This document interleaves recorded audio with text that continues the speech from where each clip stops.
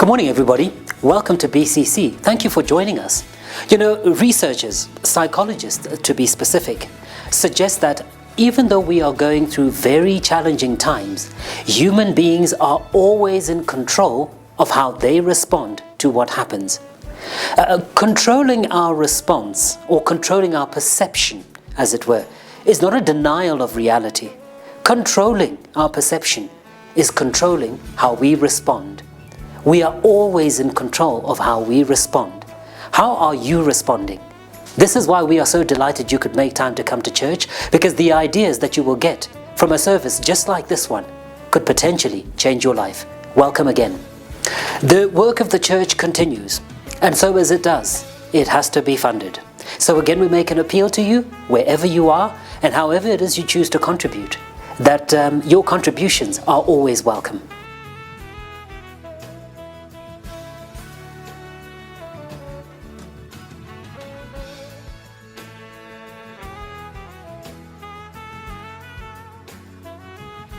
The coronavirus, COVID-19, whichever you prefer, is still very much part of our existence, so our encouragement will always remain the same. Please play it safe and observe all the rules so that you and I can also further the interests of those that we serve and those that we interact with. From coronavirus, it can kill you. There are several methods you can adopt to protect yourself and others from getting the deadly coronavirus. Frequently clean your hands by using an alcohol-based product or soap and water, especially after coughing or sneezing, when caring for the sick, after visiting the toilet, before, during and after the preparation of food, and after handling animals or animal waste. When coughing and sneezing, cover your mouth with a flexed elbow or tissue. If you use tissue, discard it immediately into a closed bin. Avoid the consumption of raw or undercooked meat. Avoid close contact with anyone that has a fever and cough. And if you have fever, cough, and difficulty breathing, seek medical care early and share information about any recent travels with your healthcare provider. It is now time for the main service, and as we do, a reminder for those of you who are just joining us or have been with us all along that we are now in part 3 of our Building a Godly Nation series.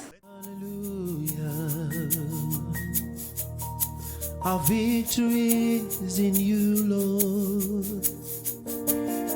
We exalt your name, King of Kings. Our hope is in you, Lord. Hallelujah.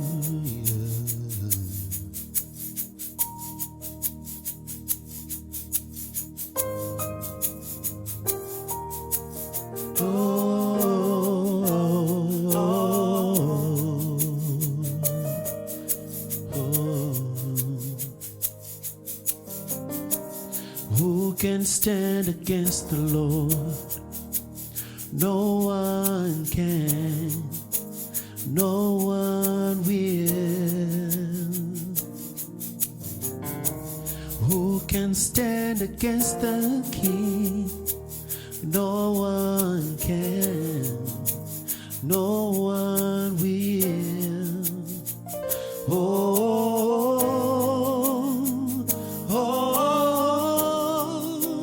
Victory belongs to Jesus. Victory belongs to Him.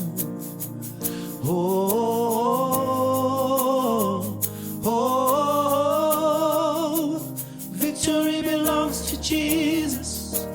Victory belongs to Him. Who can stand? Who can stand against the Lord? No one can. No one will. Who can stand against the King? Against the King. No one can. No one will.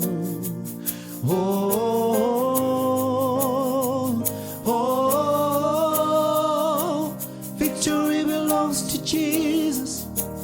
Victory belongs to Him.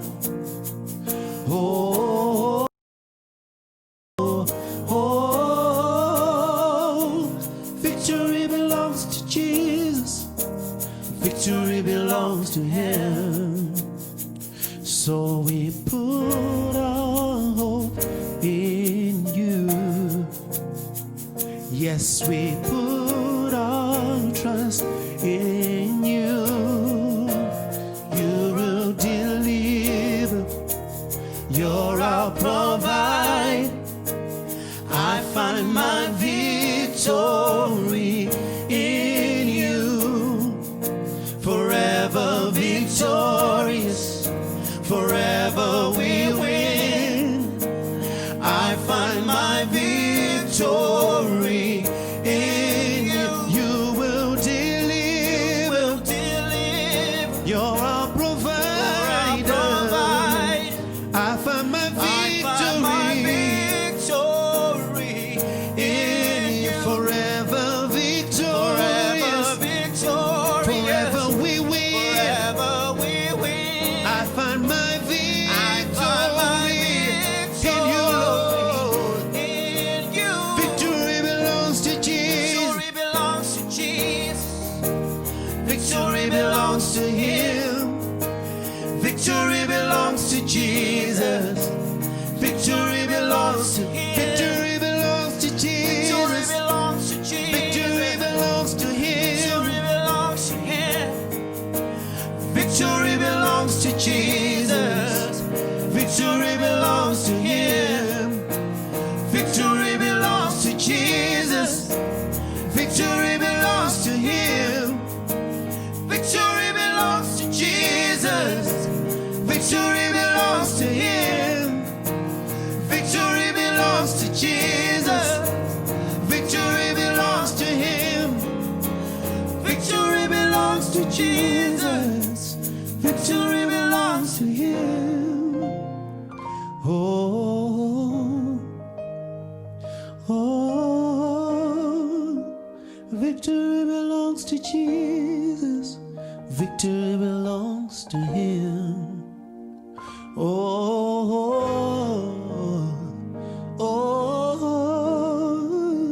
victory belongs to Jesus. Victory belongs to Him. Victory belongs to Him. Victory belongs to Him.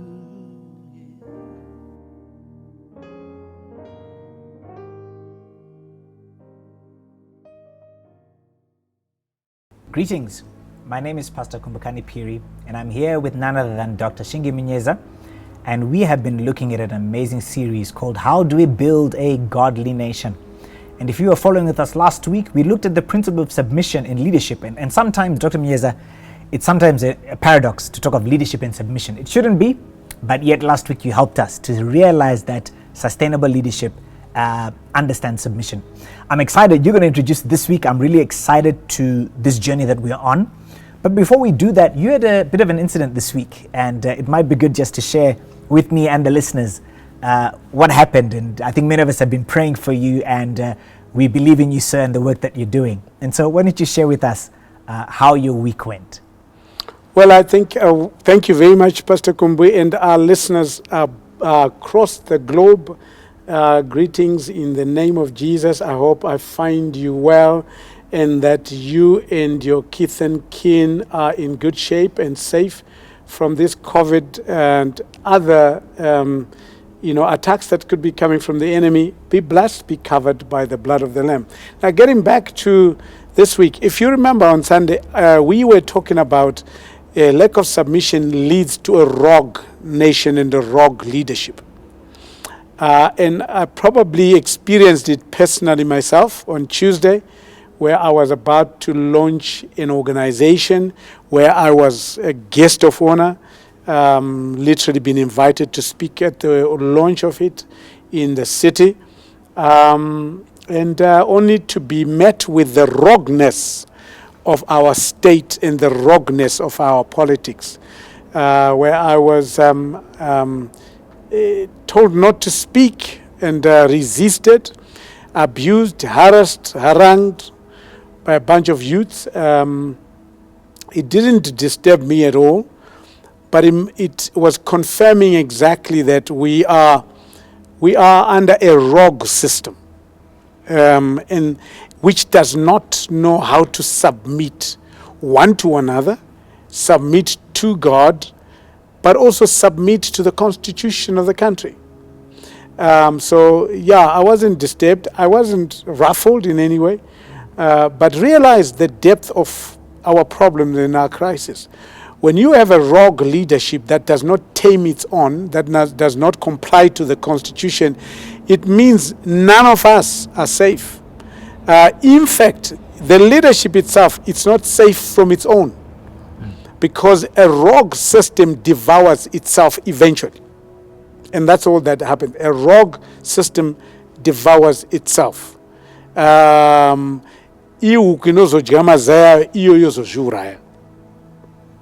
that's basically where we are right now. But that's not what we're talking about today. Indeed, sir. Today we're going to be talking about promises and fulfilling needs. Building a godly nation means that you must have a system, you must have a culture, you must have a tradition where promises are made, where promises are kept, where promises are fulfilled. Now, that is the core of our problems in most cases, where they manifest because people have been told something, but something else happens. People have been promised something, but the opposite actually happens. So it is important that we have a character in our leadership, in our national psyche, that always looks at what promises have been made and how those promises have been fulfilled and whether they are fulfilled or not. So it is the promises made. If they are fulfilled, how have they been fulfilled? Because you can still make a promise, Pastor Kumbu, fulfill it in any way which injures and creates more problems. Or you make a promise, you keep trying, and it never gets fulfilled at any time during the season and the time that it was meant to be fulfilled. As I'm hearing you, I'm almost thinking, is Dr. Munyeza painting a utopia here? You know, I think of how many men break their promises. You know, we stand at the altar, we make a promise. I think of church pastors promising heaven on earth immediately. Everybody will be healed, everybody will be saved. And then I think of political leaders, all those rallies, Dr. Munyeza. Really, you are painting a picture today which I believe is going to speak to many of us, because many of us have been raised in a system of broken promises. And the heart, Dr. Munyeza, the heart becomes sick, and we start losing hope in leadership. We stop even believing in leadership. You know, I work with a lot of young people, Dr. Munyeza. A lot of young women don't even want to get married. They say, you know what, we don't trust these boys anymore. Yeah. And then, of course, we look at our political leadership. A lot of people, there's almost that despair. And hopefully you're going to help us today to paint this picture and make it a reality. So I'm building these building blocks that we need to reflect on for Zimbabwe.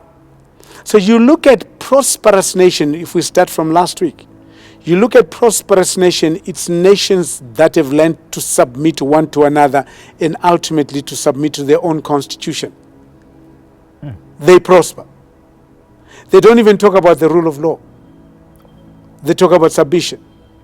They talk about the promise of their forebears, the commitment they put. The next pillar I want to build around after submission is the one of promises. So Zimbabwe is a story, a tragic story of promises made and never made, or promises made and all broken. Wow. People were promised heaven on earth, like you're talking about. People were promised some things, that they will prosper. People were promised provision. People were promised protection. But that has not been met. So that is the core of our struggle. And therefore, we need to get back to that founding pillar and say, what promises have we made and not been fulfilled? And what promises did leaders of our nation promise and could not fulfill and did not fulfill? Now, before we start, a good one of our elders from church did a memory verse, which was actually the basis for this message today. and he shared, he recited the verse, but I'm going to read it. If he was here, I was going to ask him. It's actually Psalm 15, verse 1 and 5. In the whole of scriptures, let me tell you, he didn't know this. This is the portion of scripture that describes character. This is the best 5 verses on character in the entire Bible. And I want you to listen to it. Wow. Because our promises are predicated on the character of the person. Our promises are predicated on the character of the person. Yes, you can make whatever promise you want. You can actually promise to take me to Europe today. Right. But if I judge your character and I realize that he's just talking, I won't even listen to you. Wow. But if I assess your character and realize that you are capable of taking me to Europe today, I will then be convicted in that way, and I feel hostage to that promise. Now, if it is not fulfilled, you have a broken promise and a broken life. And that's what has happened. So here are the 5 verses, which are the best 5 verses on character in the whole Bible. It says, Lord, who may abide in your tabernacle? This is Psalm 15, verse 1 to 5. Who may dwell in your holy hill? He who walks uprightly, he who works righteousness, and speaks the truth in his heart. He who does not backbite with his tongue, nor does evil to his neighbor, nor does he take up a reproach against his friend, in whose eyes a vile person is despised. But he honors those who fear the Lord. He who swears in his own heart, or he who swears in his own hurt and does to his own hurt and does not change. He who does not put out his money at usury, nor does he take a bribe against the innocent. He who does these things shall never be moved. Now, a lot of our leaders have taken bribe against the innocent. Right now we have money meant for our health services, money meant for development, money meant for service delivery. It has all been looted by the same leaders who are supposed to look after the weak, the widow, the fatherless. So a godly nation is built on fulfilled promises. Now, ultimately, for you to say this is a godly nation, you have to chronicle the fulfilled promises over the period of years. So for the children of Israel, God speaks to Abraham and says, leave your country and leave your home and go to the land that I promised. He was in the Ur of the Chaldeans at that time, and he left. As soon as God had spoken, he began to pack his bags and he left the Ur of the Chaldeans and began to seek that place, that land that God had promised. He eventually got there. God fulfilled that promise to him and established a nation of Israel based on his own promises. Therefore, for generations to come, whatever happened to the children of Israel, whether they will go into captivity, come back, do whatever, God's promise for the nation of Israel is established to eternity. Now, speak more into this, Dr. Munyeza, because I think in P's. You're throwing P's at me. So I see a promise, but I also see the problem between the promise and the promised land. And then there must be also principles. I'm seeing another P.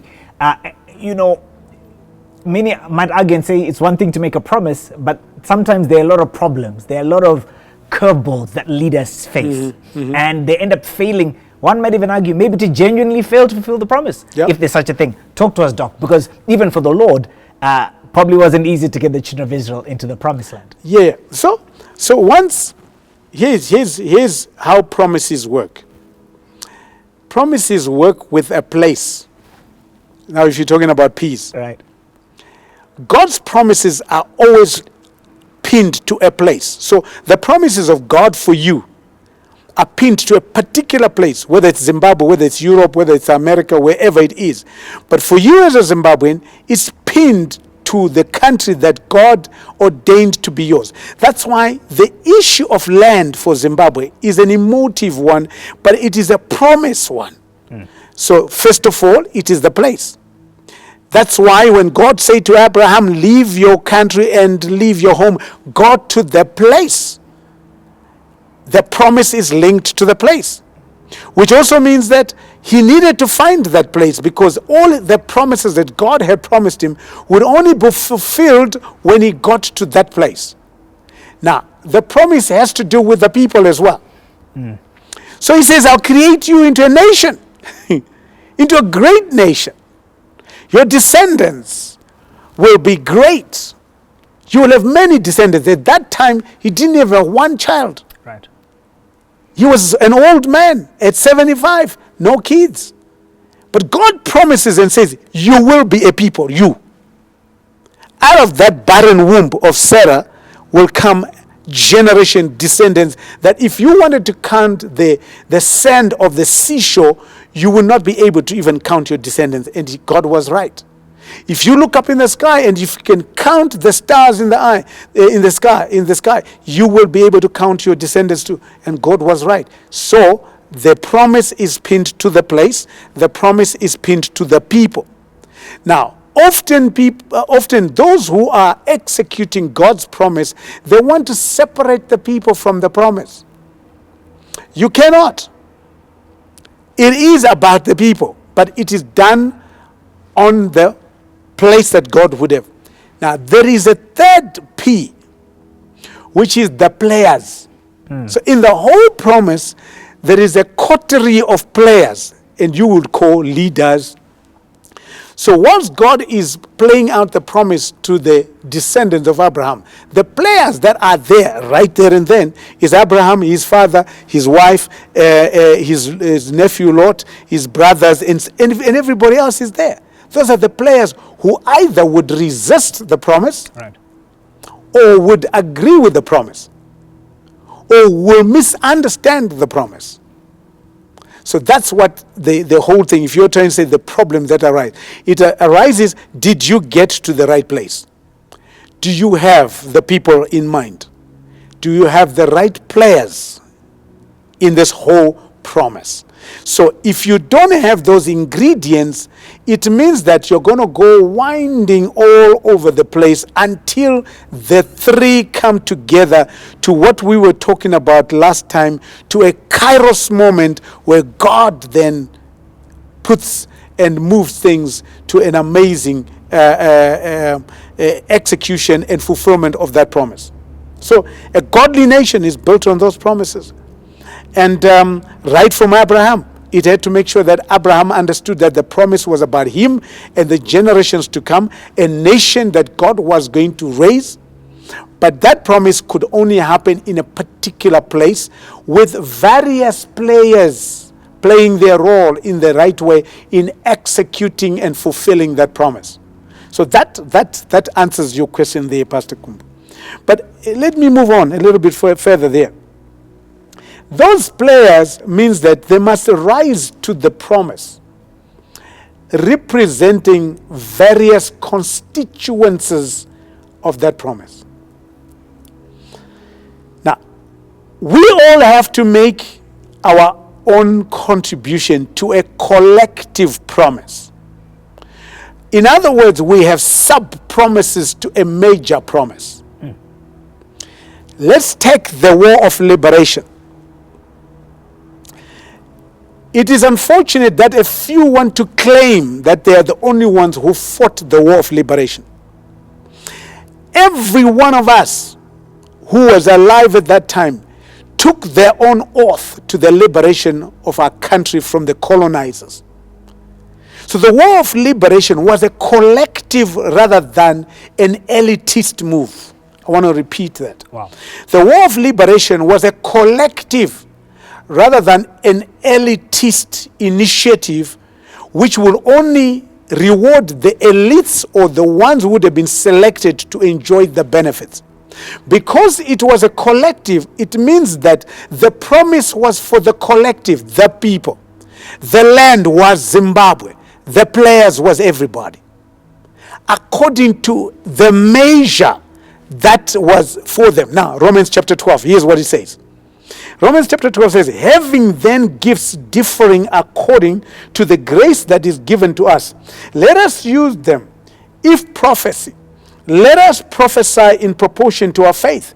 Or ministry, let us use it in our ministering. He who teaches in teaching, he who exhorts in exhortation, he who gives with the liberality, he who leads with diligence, he who shows mercy with cheerfulness. Now, scripture here says, with the grace that is given to us. That means as the war of liberation was being fought, every one of us played a part. It was a collective effort. Some went and fought with guns. Some supported the ones that had guns. Some cooked. Some ran around. Some were providing clothes. Some sang. Some did all sorts of things. So ultimately, my challenge is that when we celebrate heroes, like in this month, here is the whole bullseye on it. When we want to celebrate our heroes, there must be a collective effort to celebrate everybody who participated at whatever level. It is also okay for us to recognize extraordinary contribution. It is okay. But to completely alienate everybody else and give credit to a few has led us to where we are, which means that we now have a leadership or players who are unable to fulfill a promise to the majority or to the entire people of Zimbabwe. Because then the promises are not going to be met. You're only meeting the promises for the elite. I suppose it's the concept they talk about, the importance of leadership and the importance of followership. And you are saying that we mustn't just celebrate the leaders. We must celebrate the followers as well. Because if I'm a leader without followers, I'm going for a walk, isn't it, Dr. Munyeza? Actually, in other words, it's I love that, the collective effort to build a collective nation. And this attributes to the fulfillment of promises. You cannot fulfill the promises unless you involve everybody. Let me tell you, and I want this to be very clear for those who are listening. The war of liberation was not won because only of the people that were holding the gun. No, not only. The war of liberation was won because everybody closed the rank like David experienced at Hebron. Everybody came to the party. Everybody celebrated. Everybody paid the price. So therefore, the benefits of such an independence have to be collective as well. Now, here's our problem. Our problem is that we are now fighting the liberators today. Zimbabwe is in a crisis because the liberators have taken the same role as the colonizers did. They are the only ones who benefit. That's why there's state capture and there's corruption. That's why there are no freedoms that are being allowed to be expressed. That's why the rights of the common person are being trampled on. That means the promise of those who fought in the war of liberation, and I'm not talking about just the ones who held the gun. I'm talking about everybody else involved. Some of us were in the rural areas, where little messengers to tell the next village that vanamkoma vari uku vachazoya kwavari, because the Rhodesian forces always considered as children and school children, so we'll be running in uniform, and we used that decoy to go and send the message. I wasn't a Mjiba, but I became a messenger and all that. But we all played our part. My dad bought clothes and supplied needs to those who were fighting. So everybody contributed in some way. But we don't need to always take a dominant role. But neither should we make ourselves alienated from the promise of the promised land. And the promised land is Zimbabwe. And therefore, a nation that does not fulfill its own promises cannot be prosperous. So, promise fulfilled, is equal to prosperity. Promise fulfilled is equal to prosperity. Yes. Profound. And it must be that. And if it doesn't happen that way, guess what? We're back to fighting again. Like where we are right now. There is a struggle that is going on. Now, amazingly, and I want to put it out there, there is also those who are fighting against the liberators. There are those who feel that, most of us feel that we are going in the wrong direction. But there's another recurrence that is happening. The players, remember we've got the place, the people, and the players. The players who are meant to lead and to initiate and to pioneer and to facilitate the fulfillment of that promise, there is also another aspect of entitlement of those elites who think that the struggle that we're having only can be guided, guarded, spearheaded by them. It is always a collective. National causes must always be a collective under a leadership that maintains, keeps, fulfills its promises. Elections come, elections go. Where we get to? They promise at the election, they fulfill nothing. And we start all over again. Right now, the political system in this country, both ruling party and opposition, they are now looking at 2023 elections as if our solutions lie in the election. And we did say it last week. Our solutions are not in elections. Our solutions are, number one, like we said last week, in our submission. Our solutions, as I'm saying this week, lie in our fulfillment of promises by those who make those promises. Now, if we don't do that, we can have elections every other month, every other year, every 5 years. This country will not prosper because we have players who do not fulfill their promises. Those players need to be held to account. So, your constituency, that is if you're a player, it must subscribe to your values. What values? So I'm just going to ask, what values do you admire about our national leadership psyche? You know, Dr. Munyeza, I think initially our national leadership psyche, they started off with a sacrificial mandate. I think in the 80s, 70s, you could see that. But I think it's now been eroded, Dr. Munyeza, by the failure to lead as transformational leaders. Because you are looking for transformational leaders who put the people first, leaders who promise keepers. And the word covenant has been coming through my mind as you've been speaking, because promise keepers understand covenant. The liberation heroes, they made a covenant with the people, I think, when they shed their blood. You know, we talk of those that died. But I think that covenant has been broken. And what a violation of the mandate that leaders have. They have. Now, let's go back to David again. David and Saul. Up until now, the children of Israel have now been in the promised land for decades. In Judges chapter 1 verse 21, we are told that the children of Benjamin did not defeat the Jebusites who were dwelling in Hebron, which became a stronghold for the people that had not been conquered. God had said, you must conquer every square inch of this land. The children of Benjamin, where Saul comes from,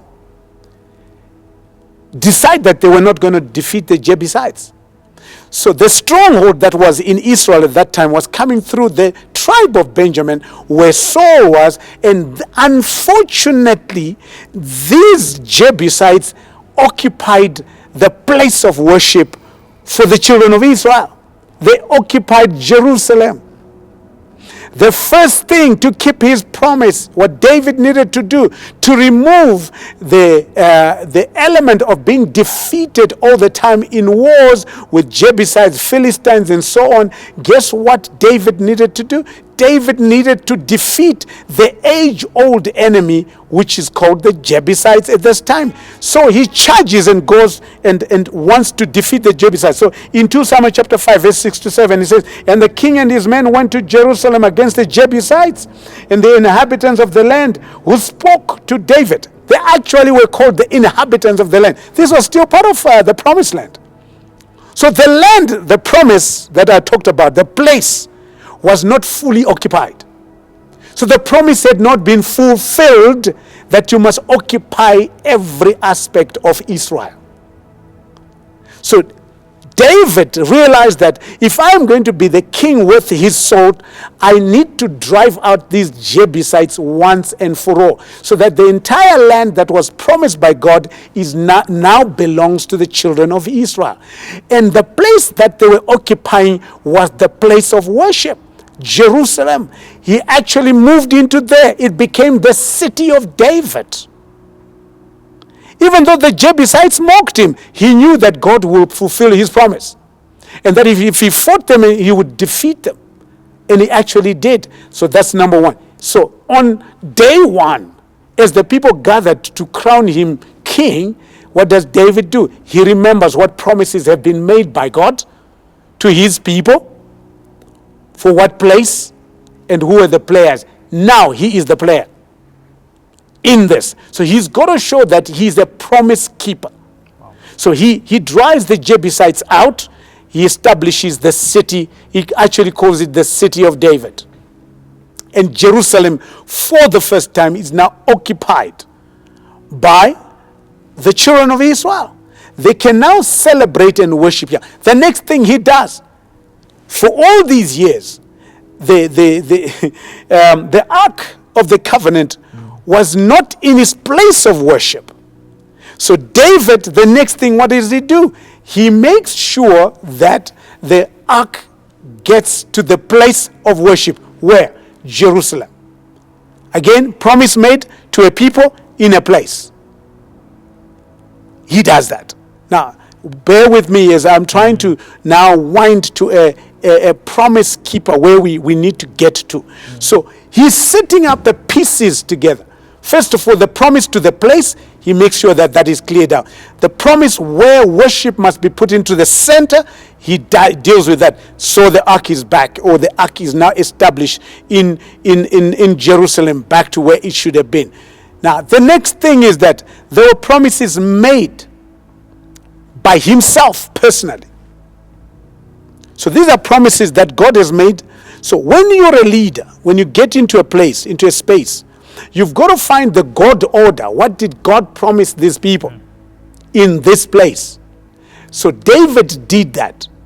He started off with the God order. And then he now says to himself, I have also made some promises. He made a promise to who? To his friend Jonathan. And Jonathan is dead. Most of us, if we gave a promise and the person who we promised to is dead, we will say, We forget. We not even forget, we just say it's gone. Right. But David was not such a leader. Even though those he had promised had died, here is David himself. He makes a promise to Jonathan. And then he needs to honor that promise. So he rises up in 2 Samuel chapter 9 and he says, is there still someone of the house of Saul? Now he doesn't say for the house of Jonathan. He says for the house of Saul, his arch enemy. And he says, is there anyone from the house of Saul? And he says, to whom I may show the kindness of God.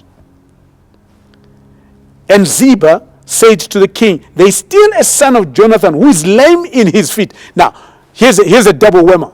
The first whammer is that Jonathan is dead. Saul is dead. But the person who is left to inherit, who is it? Is Mephibosheth, who is lame on both feet. So you would say, why do we need to even honor this? The guy is lame. Let's just move on. Let's just make sure that he is comfortable. But David doesn't deal with it that way because he's a promise keeper. He then goes and he says, so David said to him, do not fear, for I will surely show you kindness. This is 2 Samuel chapter 9, verse 7. I will surely show you kindness for Jonathan, your father's sake, and will restore to you all the land of Saul. Profound. I mean, this guy is lame. He can't even farm. But because he is a promise keeper, he says, for the sake of your father Jonathan, for the sake of your granddad Saul, guess what? I'm going to honor the promise I made to him, and I will restore whatever was your father's father or your grandfather's land back to you. And I will also command that you sit at the king's table for the rest of your life. This is a lame Mephibosheth. But because Jonathan is a promise keeper, he was not going to be persuaded by the death of Saul, by the death of Jonathan, by the lameness of Mephibosheth to not fulfill the promises that he had made. So, the players, the leaders that will prosper a nation, first of all, they honor God's promise. Secondly, they honor God, their own promise. Thirdly, they meet people's needs. Now, let's wind up. Let's talk about Zimbabwe now as we finish. So we are in this dispensation. There are promises made in 2017, after the elections of 2018. There are promises made that this country will prosper. This country will tolerate divergent views. This country will be a place where we will have differences but work together. That this country will be so against the oppression of people's rights and freedoms that will allow full expression and will abide according to the Constitution. That if we do that, we will prosper. The opposite today is happening. Why? It's because the promises have not been made. People made promises. The current leadership in government made promises. The hospitals have been closed. Schools are dysfunctional. Service delivery is nothing to talk about. At the moment, people are languishing in poverty and sickness and disease. The promises 2 years later have not been fulfilled. Now, what do we find the promise keepers doing? The promise keepers are now planning for the 2023 election.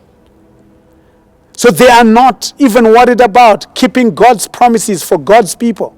They are not worried about keeping their own promises to God's people. And therefore, we cannot be a prosperous nation unless promises are kept and promises are fulfilled. This is one of the things we need to address immediately. We're celebrating the inauguration of the new government this month, 2 years ago. The people are worse off than they were 2 years ago. Our health delivery system is worse than it was 2 years ago. Our education system is worse than it was 2 years ago. Our delivery of basic amenities is worse than it was 2 years ago. Have we made the promises and have we fulfilled the promises? A nation that does not keep its promises will not prosper. A leadership which does not keep its promises will not succeed and will ultimately fail. And like Saul, that leadership will fall on its own sword. God bless you. Well, that was Dr. Munyeza, and he looked at a critical topic. We need leaders that keep their promises. I want to speak to you today. Maybe you don't know Jesus Christ. Well, the Bible says that Jesus Christ died on the cross for you and I. All men have sinned and fall short of the glory of God. And all you need to do is to open up your heart to the greatest promise keeper of all. And his name is Jesus, and he loves you, and he has a purpose and a plan for you. Thank you for watching this program. And I believe that our lives and our nation will never be the same. God bless you. We've come to the end of the service. Again, what a pleasure it was for you to join us. We do encourage you to keep joining us for every single service. It is always good to be in your company. But as you go into this week, even though times are possibly at their most challenging, please be reminded, it is not what happens, it is what you do with what happens. Have a great week ahead.